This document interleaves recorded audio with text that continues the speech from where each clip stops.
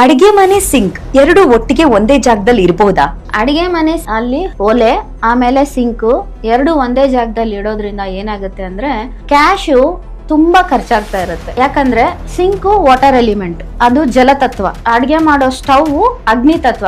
ಇವೆರಡು ಒಂದೇ ಕಡೆ ಇಡೋದ್ರಿಂದ ಕ್ಯಾಶು ಎಕ್ಸ್ಪೆಂಡಿಚರು ಎಸ್ಪೆಷಲಿ ಹೆಲ್ತ್ ಇಶ್ಯೂಸ್ಗೆ ಹೆಚ್ಚಾಗಿ ಖರ್ಚಾಗ್ತಾ ಇರುತ್ತೆ. ಸೊ ಯಾರಿಗಾರು ಅಡ್ಗೆ ಮಾಡೋ ಸ್ಟವ್ ಪ್ಲಸ್ ಸಿಂಕು ಎರಡು ಪಕ್ಕದಲ್ಲಿ ಇದ್ದಾಗ ಒಂದು ಮನಿ ಪ್ಲಾಂಟ್ ಅಥವಾ ಬ್ಯಾಂಬೂ ಪ್ಲಾಂಟ್ ಇವೆರಡರಲ್ಲಿ ಯಾವ್ದಾದ್ರು ಒಂದು ಪ್ಲಾಂಟ್ ಹೊಲೆಗೆ ಮತ್ತೆ ವಾಟರ್ ಸಿಂಕ್ಗೆ ಮಧ್ಯದಲ್ಲಿ ಇಡೋದ್ರಿಂದ ಆ ಎಕ್ಸ್ಪೆಂಡಿಚರ್ ನ ಕಡಿಮೆ ಮಾಡಬಹುದು. ಈ ಮನಿ ಪ್ಲಾಂಟ್ ಯಾವ ರೀತಿ ವರ್ಕ್ ಮಾಡುತ್ತೆ ಅಂದ್ರೆ ಇವೆರಡು ಮಧ್ಯೆ ಇಟ್ಟಾಗ ಯಾವ ರೀಸನ್ ಅದನ್ನ ಇಡ್ತಾರೆ?